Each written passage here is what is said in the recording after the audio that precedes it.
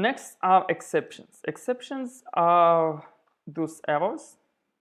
Those are what is an exception. It's an error. When you hear exception, it's synonym to error, and you can have one like this. Let's say, okay, we'll just clear the output. So we see that with a fresh look.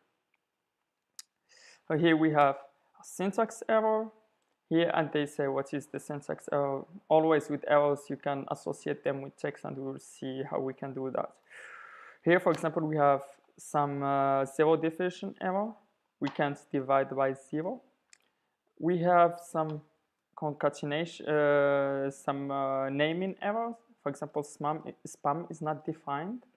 And we have also this concatenation of string and int. We can't do this. If you want to do something correct here, it would be something like this, or it would be something like this.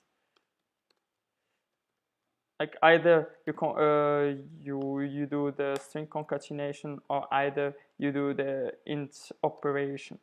So, but when actually errors are amazing when the compiler doesn't understand you, or you have to answer something different, or even if you put this on the output for someone else, this is what is the understanding behind the error.